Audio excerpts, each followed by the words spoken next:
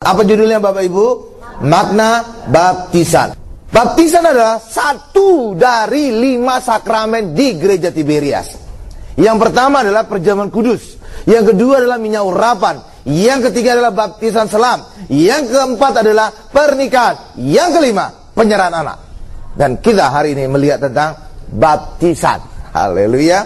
Ya, judul khotbah kita hari ini adalah makna baptisan. Mari kita buka Alkitab kita, Matius 28 ayat 19. Karena itu, pergilah, jadikanlah semua bangsa muridku, dan baptislah mereka dalam nama Bapa dan Anak dan Roh Kudus. Lihat kepada saya sekarang hari ini. Jadi kita dibaptis dalam nama Allah Tritunggal, dalam nama Bapa, Anak, dan Roh Kudus. Ya, orang hanya tahu 3 hal nama ini Bapak Ibu. Padahal ketiga nama ini juga harus dinyatakan dalam 3 sakramen yang harus kita terima saat perjamuan kudus. Masa sih Pak? Iya. Haleluya. Saya dapat mewajibkan gitu Bapak Ibu. Iya. Ketiga pribadi Allah ini dinyatakan dalam 3 sakramen yang kita terima. Ya. Saat baptisan saudara pasti terima perjamuan kudus. Pasti itu. Benar gak Bapak Ibu? Ya, saat kita terima perjamuan kudus, apa yang kita lakukan? Kita makan daging Yesus, kita minum darah Yesus. Dan apa yang kita dapatkan? Banyak hal. Tetapi yang terutama adalah kita dikuduskan oleh darah Yesus. Amin. Yang kedua adalah pasti saudara terima minyak urapan. Pasti itu. Haleluya. Ketika kita sudah dikuduskan oleh darah Yesus, maka kita mengalami pengurapan. Roh Kudus turun atas kita. Dan Roh Kudus memberikan kita apa? Banyak hal juga. Tetapi yang terutama adalah kuasa. Itu yang kedua. Yang ketiga, ketika kita sudah terima perjamuan kudus, minyak urapan, proses terakhir adalah saudara pasti dibaptis. Dan dibaptis menjadi anak Allah. Kita lihat ayatnya secara lengkap. Ketiga hal tadi. Yohanes 1 ayat 12. Tetapi semua orang yang menerimanya. Menerima siapa nih Bapak Ibu? Yesus, itu satu. Oke.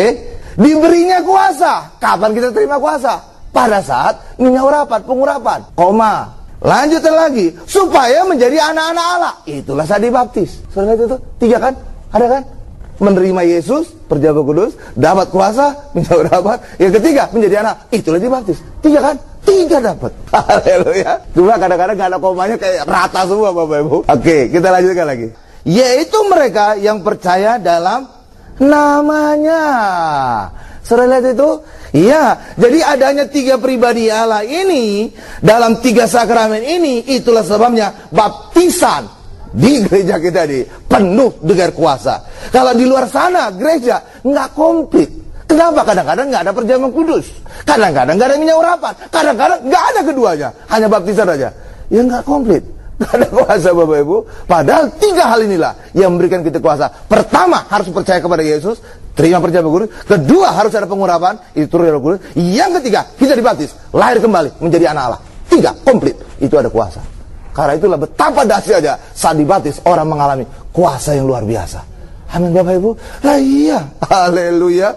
Haleluya. Haleluya. Komplit 3 pribadi Allah. Nah, sekarang sekarang orang dibaptis dalam nama Tritunggal Allah, Bapa, Anak, dan Roh Kudus. Karena itu juga, karena kita dibaptis dalam 3 nama ini sekaligus, maka saudara tidak lagi boleh memisahkan baptisan. Karena di luar sana juga ada memisahkan tentang baptisan Roh Kudus. Kita tidak mengenal lagi. Kenapa? Karena pada saat dibaptis, saudara 3 nama tadi sudah langsung disebut. Dibaptis dalam nama Bapa, Anak, dan Roh Kudus. Amin Bapak Ibu.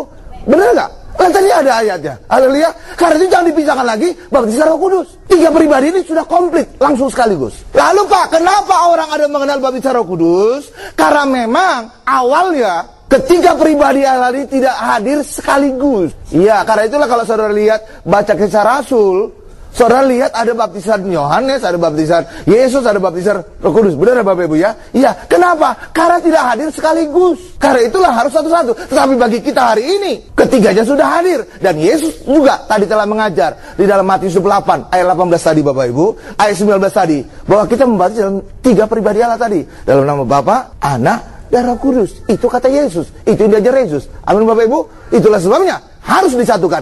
Tidak boleh dipisahkan lagi. Amin. Yang mengerti katakan amin. Berikan kemuliaan paling dahsyat bagi Tuhan Yesus Bapak Ibu. Haleluya. Lalu Pak, kalau gitu Pak, kalau saat Yohanes membaptis dalam nama siapa Pak?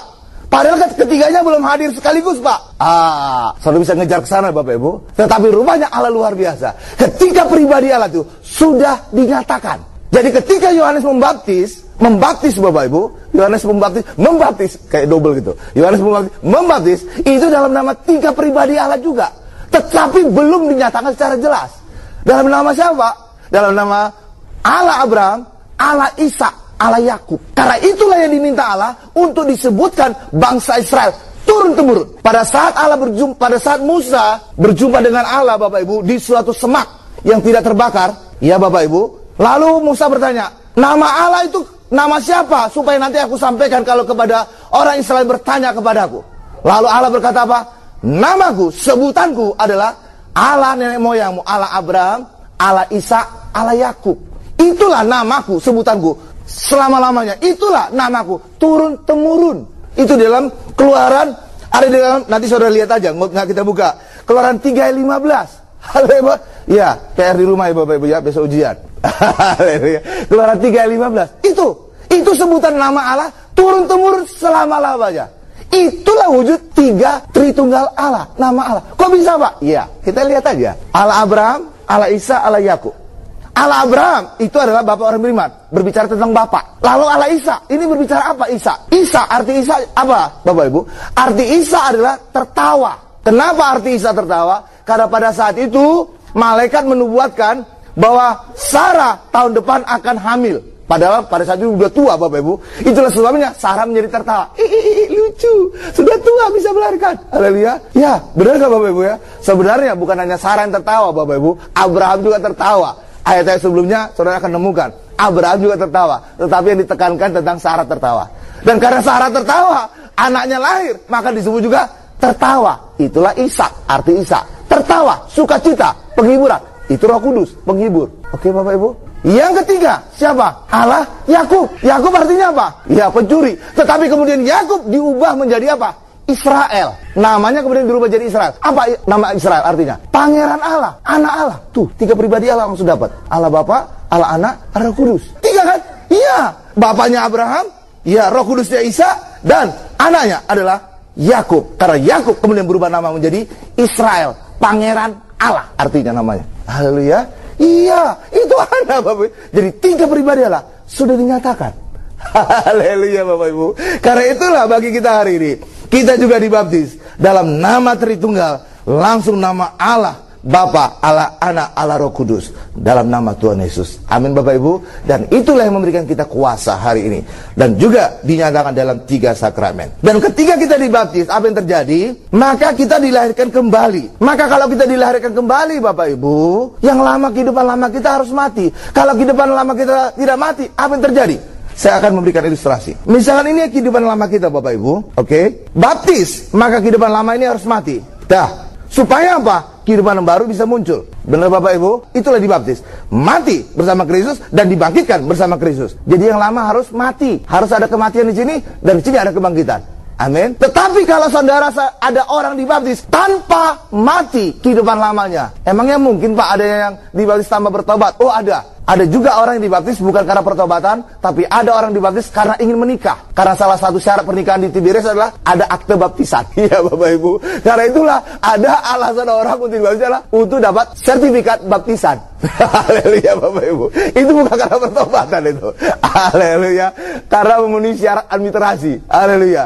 Nah, apa yang terjadi kalau demikian Bapak Ibu? Maka dia belum mati kehidupan lamanya, masih hidup. Ya, yang baru muncul. Akibatnya apa? Ada 2 pribadi di sini. Yang lama masih ada, yang baru muncul lagi. Sehingga terjadi apa? Ini 2 kepribadian Bapak Ibu. Itulah sebabnya jadi munafik banyak orang. 2 pribadi dia. Haleluya. Maka juga bisa jadi orang Kristen tomat. Apa itu Pak Kristen tomat Pak? Apakah orang Kristen jadi suka makan tomat? Oh bukan. Tomat artinya kadang-kadang tobat, kadang-kadang kumat. Haleluya. Kadang-kadang kehidupan lama, kadang-kadang kehidupan baru. Dari bola balik ini Bapak Ibu. Haleluya. Karena itulah dibaptis harus yang lama ini mati supaya yang baru bisa muncul. Amin Bapak Ibu. Berikan kemuliaan luar biasa bagi Tuhan Yesus. Haleluya. Haleluya. Yang ketiga, kita dibaptis adalah dilahirkan dari air dan roh. Karena itu yang dikatakan di dalam Yohanes 3 yang diajarkan oleh Yesus, dilahirkan dari air dan roh. Karena Yesus juga berkata, apa yang dilahirkan oleh roh akan melahirkan roh, apa yang dilahirkan daging akan melahirkan daging. Amin Bapak Ibu. Iya, dan lewat kita dilahirkan roh, apa yang terjadi? Kita ada kuasa, kita kudus, kita menjadi anak Allah. Dan itu bisa gambarannya pada saat malaikat Gabriel berjumpa dengan Maria, menubuatkan tentang kelahiran Yesus. Coba kita lihat Lukas 1 ayat 35. Jawab malaikat itu kepadanya, Roh Kudus akan turun atasmu dan kuasa Allah yang maha tinggi akan menaungi engkau. Berbicara ketika Roh Kudus turun ada kuasa. Itu pertama. Saudara pegang pertama, ada kuasa. Jangan lepas. Lanjutannya, sebab itu anak yang akan kau lahirkan itu akan disebut kudus. Yang kedua kudus. Iya kan? Berdasarkan ayat kita. Lanjutannya lagi, anak Allah. Itu yang ketiga. Amin Bapak Ibu. Pertama kuasa, kedua kudus, yang ketiga anak Allah. Hal yang sama juga akan kita alami. Saat kita dibaptis, lahir dari air dan roh, Roh Kudus menaungi kita. Tiga hal ini juga kita alami. Kita ada kuasa, kita kudus, kita jadi anak Allah. Baptisan. Tiga ini kan? Dapat kan? Dapat. Haleluya Bapak Ibu. Dapat kan? Dapat. Haleluya. Kita menjadi berkuasa, kita menjadi kudus, kita menjadi anak Allah. Tuh. Ya, pada saat Roh Kudus menaungi kita, kapan kita alami? Pada saat dibaptis. Maka tiga hal ini langsung kita dapatkan. Haleluya Bapak Ibu. Karena itulah bagi kita hari ini, baptisan itu sangat berkuasa. Dan ini juga menjadi gambaran tiga pribadi tadi. Ada kuasa, kudus dari darah Yesus, dan anak Allah. Kita menjadi anak dari Bapa. Haleluya. Itu yang terjadi pada saat kelahiran Yesus. Dan hal yang sama kita alami pada saat dibaptis. Haleluya. Dan kenapa disebut kita dilahirkan kembali dalam air dan roh? Kenapa nggak disebut lahir dari roh saja Pak? Toh juga nanti ujung-ujungnya kita lahir dari roh Pak. Kenapa harus ditambahkan dilahirkan dari air dan roh? Karena Allah ingin mengatakan kepada kita, ketika kita dibaptis, kita dipulihkan kembali sebagaimana awal dunia. Samudera raya dan roh Allah melayang-layang di atas permukaan air. Maka ketika kita dibaptis, kita kembali dipulihkan sebagaimana awal dunia. Haleluya Bapak Ibu.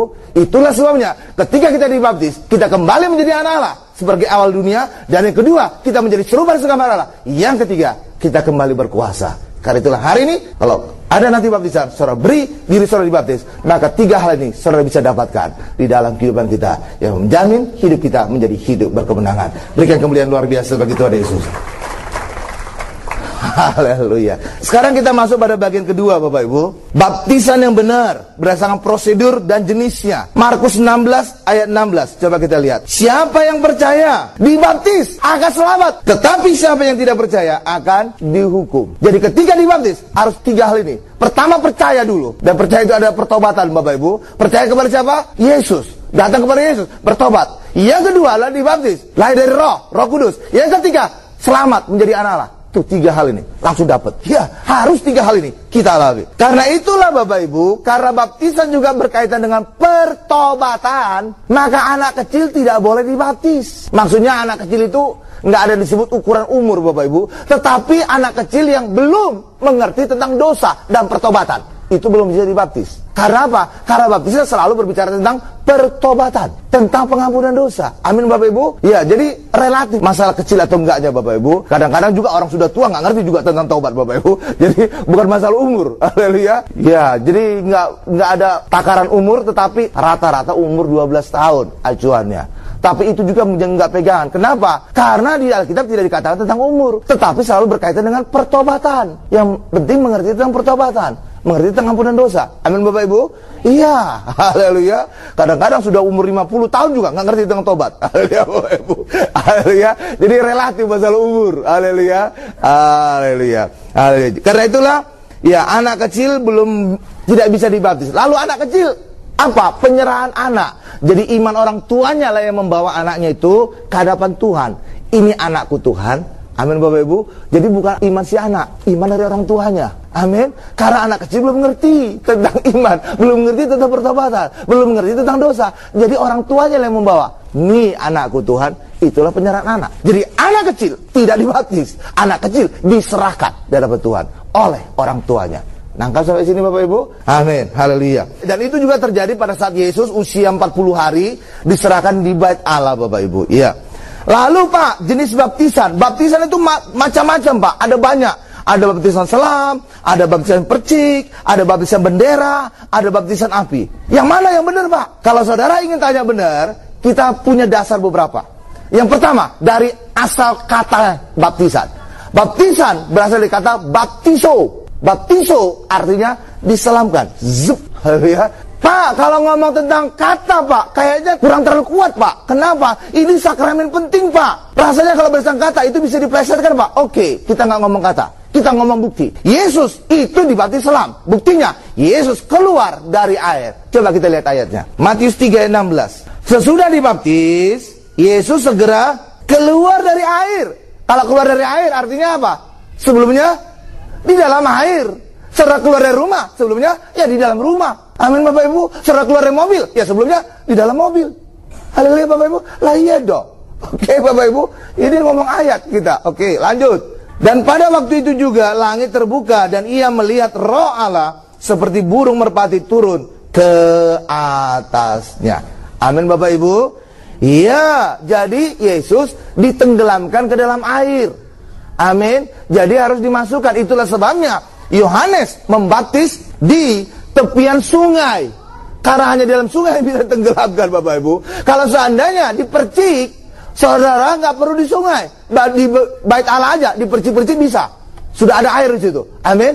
Iya, cukup di bait Allah. Bahkan juga di depan rumah juga bisa dibaptis. Kok bisa Pak? Karena umumnya rumah orang Israel zaman dulu pasti ada tempat airnya.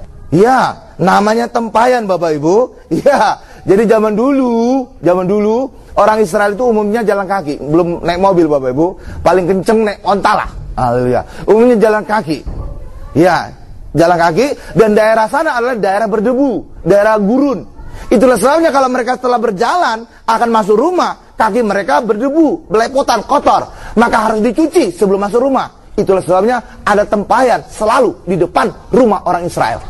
Untuk cuci kaki, udah bersih, baru masuk ke rumah. Amin Bapak Ibu? Iya, itu dia. Haleluya. Rupanya tetangga sebelah juga gitu, ikut-ikutan. Cuci dulu baru masuk. Haleluya Bapak Ibu. Masuk ibadah. Haleluya Bapak Ibu. Haleluya. Oke? Ya, jadi gitu bersih. Nah, ngomong tempayan, saudara pasti klik. Ingat tentang apa? Peristiwa perkawinan di Kana. Yesus merubah air menjadi anggur. Saudara tahu diambil dari apa? Ini dari air tempayan, air cuci kaki. Saudara tahu itu? Iya. Jadi artinya itu air, tanda petik, air kotor Bapak Ibu. Air kotor bisa dirubah Yesus menjadi anggur terbaik. Hal yang sama juga bisa berlaku bagi kita. Apapun kehidupan masa lalu saudara, sekotor apapun, datang kepada Yesus, diubahkan menjadi anggur yang terbaik, anggur yang luar biasa. Berikan kemuliaan luar biasa bagi Tuhan Yesus. Haleluya Bapak Ibu. Yes. Haleluya. Haleluya. Haleluya. Haleluya. Kalau mesti ngotot lagi, Pak, kalau Yesus keluar dari air, bisa saja setengah badan Pak. Kalau mesti ngeyel Bapak Ibu. Haleluya. Ya, oke, kita layani aja kalau mesti ngotot. Baptisan selalu dikatakan tentang penguburan, dan penguburan tidak pernah setengah badan. Haleluya Bapak Ibu. Ya kan? Dibaptis kitalah dikuburkan dalam baptisan kematian Yesus untuk bangkit beroleh kemuliaan. Benar gak? Jadi baptisan selalu ngomong kuburan. Penguburan tidak pernah disisain lehernya, kepalanya di luar tanah Bapak Ibu. Tidak pernah disisain tangannya gitu. Menakutkan sekali itu Bapak Ibu. Haleluya Bapak Ibu. Dikubur pasti seluruh badan.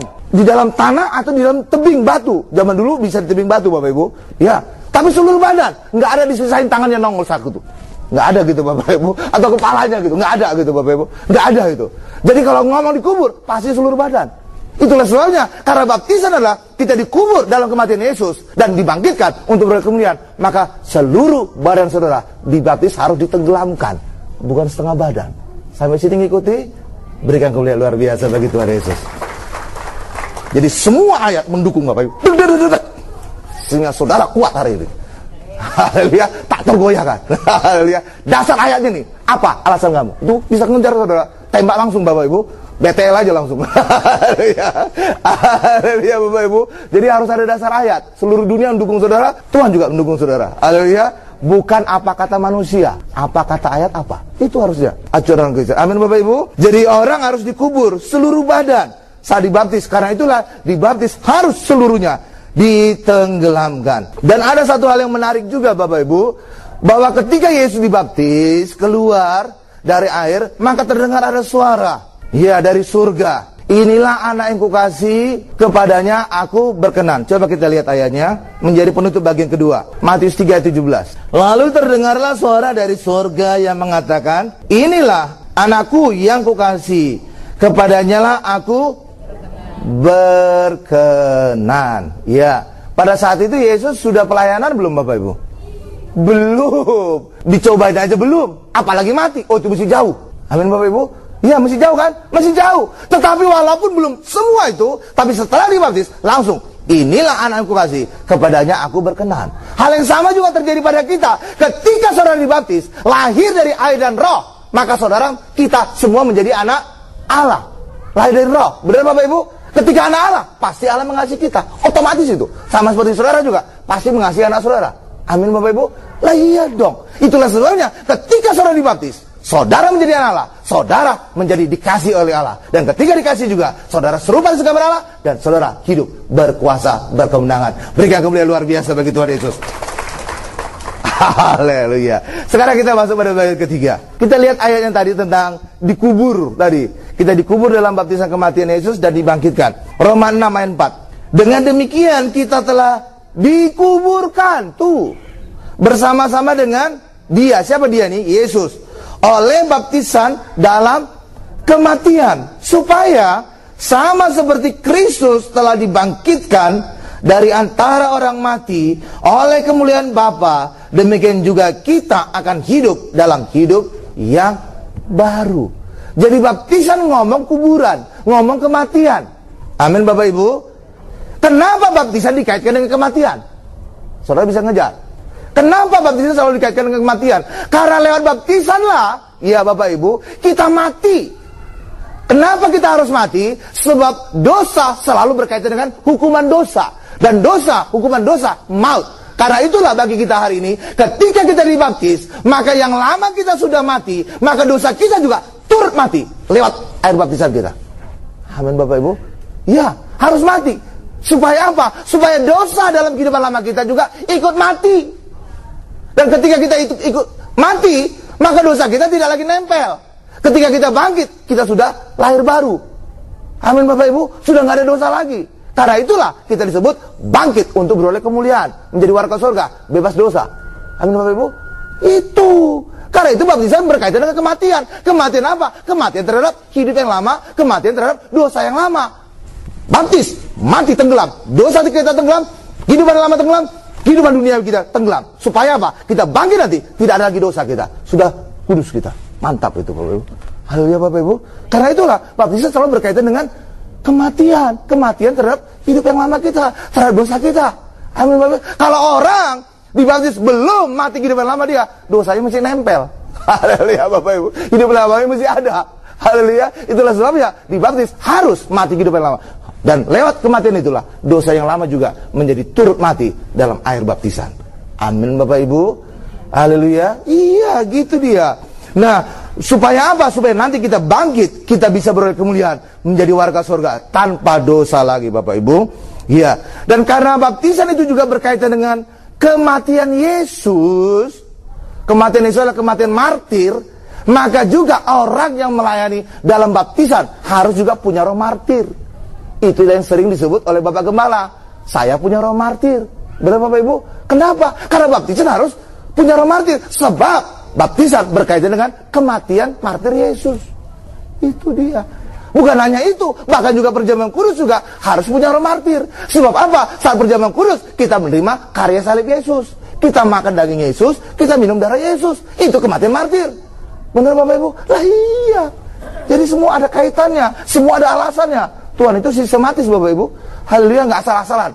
Haleluya. Iya, karena itulah bagi kita hari ini, kita percaya kita dibaptis oleh orang yang punya roh martir, maka kita juga mengalami kuasa lewat baptisan itu. Amin Bapak Ibu. Berikan dulu kemuliaan luar biasa bagi Tuhan Yesus. Kita dibaptis itu lahir dari air dan roh. Coba kita lihat Yohanes 3 ayat 5. Jawab Yesus, aku berkata kepadamu, sesungguhnya jika seorang tidak dilahirkan dari air dan roh, ia tidak dapat masuk ke dalam kerajaan Allah. Haleluya. Ketika kita dilahirkan dalam roh, air dan roh Bapak Ibu, maka kita menjadi anak Allah. Benar Bapak Ibu? Kalau kita anak Allah, kita berhak enggak masuk rumah Bapak kita? Ya berhak dong.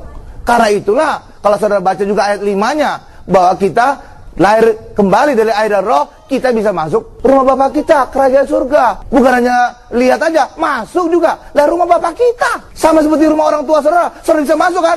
Lah iya dong. Kalau saudara bukan anak Allah Bapak Ibu, iya, wah, itu tergantung tuan rumahnya ngizinkan saudara masuk atau tidak. Lah iya dong. Lah saudara ada, pasti dia juga masuk. Amin Bapak Ibu. Lah iya dong. Kalau tamu, itu bisa diterima bisa enggak? Amin Bapak Ibu. Haleluya. Iya. Karena itulah bagi kita hari ini, kita adalah anak Allah karena kelahiran dari air dan roh. Amin Bapak Ibu. Itulah sebabnya kita mulia. Lah iya dong. Menjadi anak Allah kan mulia. Jangankan anak Allah, anak presiden aja mulia. Pasti tempatnya spesial. Amin. Ada pengawalan. Haleluya. Itulah sebabnya bagi kita hari ini, sebagai anak Allah, maka kita juga menjadi serupa segambar Allah. Anak saudara pasti serupa saudara. Benar ibu-ibu? Yang benar-benar saudara lahirkan dari rahim saudara, pasti mirip saudara atau suami saudara. Benar? Pasti dong. Nggak mungkin mirip tetangga. Hal yang sama juga dengan kita. Ketika kita menjadi anak Allah, pasti saudara menjadi serupa segambar Allah, bukan mirip dunia. Amin. Lah iya dong. Itu otomatis itu, otomatis. Haleluya. Lahir dari Allah, air dan roh, pasti serupa segambar Allah. Bukan hanya serupa segambar, berkuasa juga. Lah iya dong. Anak Allah yang berkuasa, pasti juga berkuasa. Iya dong. Haleluya Bapak Ibu. Iya. Haleluya. Karena itulah, jangan orang Kristen menyebut dirinya lagi hamba. Lah kita orang Kristen karena kelahiran. Saudara ibu-ibu lah, saya tanya ibu-ibu. Ibu-ibu kalau melahirkan anak, itu anak saudara atau pembantu saudara? Ya anak dong. Haleluya Bapak Ibu. Anak kan? Ya anak dong. Lah kalau kita orang Kristen dilahirkan dari air dan roh, menjadi anak Allah, ngapain kita menyebut diri kita lagi hamba? Loh dari mana jalannya itu? Haleluya. Anak, oh iya bener. Dilahirkan, lo bener dong. Haleluya Bapak Ibu. Nangkap sampai sejauh ini? Berikan kemuliaan luar biasa bagi Tuhan Yesus. Haleluya. Jadi semua ada dasarnya Bapak Ibu, sehingga saudara bisa mantap menjelaskan juga kepada orang lain. Tidak tergoyahkan apapun pendapat manusia.